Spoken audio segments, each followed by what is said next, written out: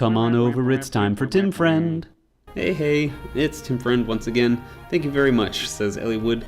And there's sort of a... Oh, they're giving me Dart. I do like Dart. Dart's a cool guy. He's another axe wielder. Other than Hector, he's probably one of the better axe wielders in the game. There's one pre-promoted one we get much later. His name is Geitz, or Geitz. There's something that's Geitz. And, you know, it's fairly fantasy names, but it sort of feels almost Germanic in its way. Anyway, I've heard he's good. I've never used him, though. So, I mean, maybe I will. I don't know. We might not even see him, theoretically, though, so we'll fucking see. So we're on the Dread Isle. This is sort of the build-up and first climax of this game, or of this game's story. Technically it could be 2 chapters, but usually it's 3. I think, can there be 4? I think this is where the secret chapter happens. Yeah, it's like 19XX. Yeah. So we might get a little skanky with it, which is that's not a real thing. But we do want to get to the secret chapter, which is a secret chapter unlocked by beating a secret chapter in a specific way. Hey, there's Elliott's dad, and he's mad at Darren and Nurgle. There's Nurgle. I think that might be the first time we've seen him. At least the first time we've seen his face. He's got a dumb beard. Look at that little goatee thing that curves off to his left and our right. It's not a good look, you know. I don't think it's very. It's definitely like textbook sinister villain type style, but like it's not. You can't like go to a restaurant looking like that. You look ridiculous. I'm sorry if you have a goatee, but it's really not my thing. And then these are 2 morphs, and we don't really realize what morphs are yet, but they're morphs, and I think they're cool. Ephidel is a villain that definitely gets his comeuppance, but you don't really get to enact it, which is kind of a bummer. I wish Ephidel was a boss later. Spoiler alert, he's not. So yeah, we are gonna try to get the secret mission that might involve some really jankety ass shit.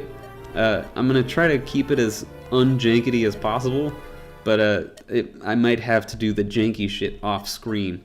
Oh, here comes fucking... This one's important, so I'm gonna do this. If I hurry, I may be in time. What? Layla, where are you going? Lord Ephidel, the sentries I'm going to check on. You overheard, did you not?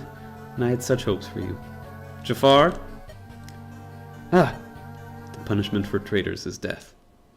Oh, I like it when they do this. Look at that shit. Look at that. Oh my god. Oh, Jafar's really cool. Jafar is an upgraded thief. He is an assassin. And it's interesting because you saw his model in combat is different than Layla's. Layla's had a thief model, but now on the pseudo combat map of this cutscene, they both have the assassin model, which is a little inconsistency. And turns out Layla had a connection to Matthew, but Matthew is dead. So now they're both dead, and it's a really touching. Well, it's really depressing scene. Because our party is about to find Layla's corpse in the woods. Lynn starts us off with a "let's get through these woods," which is pretty fucking obvious. Let's go through the woods to get to where we're going. That's on the other side of the woods. Duh. Elliewood and Ninian, our little shipping combo, is well on its way, I'm sure. Who? A sentry? No, it's Layla's corpse. That's why she's not having the little animation where she sort of whips her sword around like Ellie would and Hector would. But Matthew and Layla were 2 spies in service of House Austria, and they were in love, and this was sort of to be their last missions where Layla infiltrates the Black Fang and Matthew helps Hector and Ellie would solve the Nurgle, the Black Fang problem. But in this story, technically, they both died in service to House Austria doing that. And I mean, in some playthroughs where Matthew lives, Matthew gets over the death of Layla and settles down with one of the most obnoxious characters in the game. But he's always a source of sort of womp womp, a sort of foil to the straight man type thing. He's the jokester in a lot of his supports, except with certain people like Jafar. Because you do get Jafar as a playable character later on. That's why he's so cool. They can't just not give you a cool character like that. But he has some really fucking incredible supports with Jafar. But we're not gonna see him. We're gonna see other shit instead. There's a fucking the Sasayan. You can tell because he wears earrings. I don't know if that's... There we go. Sasayan's Uhai, the Black Fang. Been sent to capture the girl and to kill the lot of you. If, however, you hand over the girl and depart the island at once, I'll grant you your lives. If we refuse, you know nothing, little lord. Nothing of Nurgle's might, nothing of his terrible power. You are ignorant, and so you hope to oppose him. You are insects railing against the heavens. Your actions will change nothing. It's a pretty big fucking shutdown. Like, you are fucking nothing compared to this guy. Just nothing. It's not even like you're bad, you're dumb. It's just you're fucking worthless. You have no significance. Uhai is an upgraded nomad, a nomad trooper, and I think he's the only one that I remember. Well, he's the only boss in Fire Emblem 7 that is a nomad trooper, I believe, and we see him a couple times. But we only get one nomad ourselves, and it's Wrath. Spoiler alert: we get Wrath back, and they're really cool.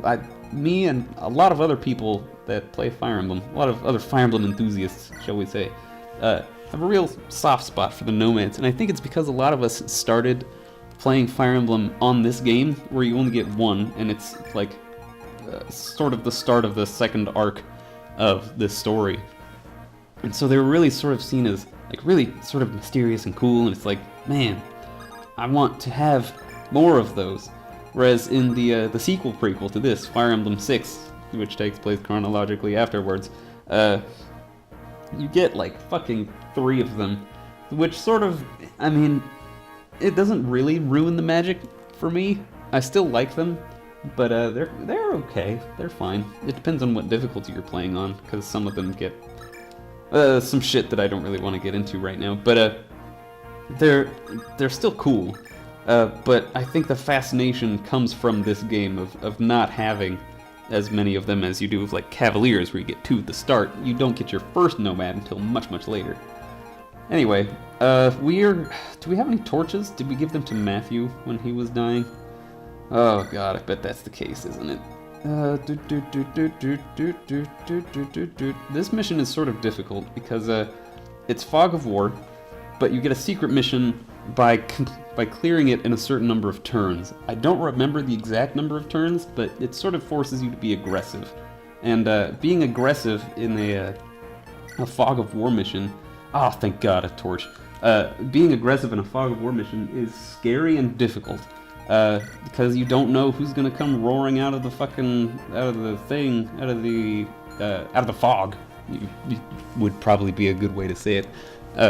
And killing your dudes, so you have to be aggressively careful, which is that's definitely a phrase, but it's not a meaningful one, certainly.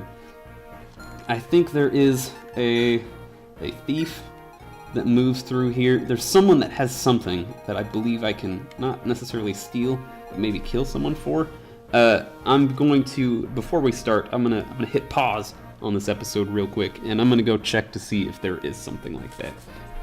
Anyway, so pause and unpause. So I think there's a thief in the top right with a torch staff. He might be somewhere else, but we're gonna gamble on it just to see if we can grabs it for ourselves. We're gonna make sure that we've got our troops properly equipped pretty quickly, though. We're gonna give. We should probably have Kent and Sane both with a vulnerary on this mission, just because it's a little...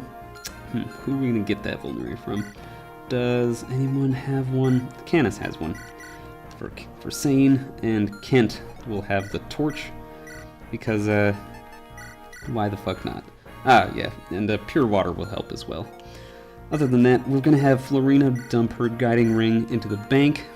Oswin will hold on to his Knight's Crest. There's still a possibility that we want to promote him on this chapter, because Uhai is a dangerous enemy. He's quite strong, he's quite difficult to beat. It's quite frightening, and a Horse Slayer Lance with Oswin's strength might just do the trick. Alright, other than that, we are bringing Florina not just because we love her, but also because we've got to fucking use her we've got to use her to recruit a special character on this map. We're gonna save the game, and we're going to keep going down this journey. Next time on Tim Friend. Sorry about this sort of abrupt ending and sort of downbeat ending, but I got worried that my computer was going to crash. But we're not going to let it happen today. Not in the middle of this fucking recording session. Tim Friend.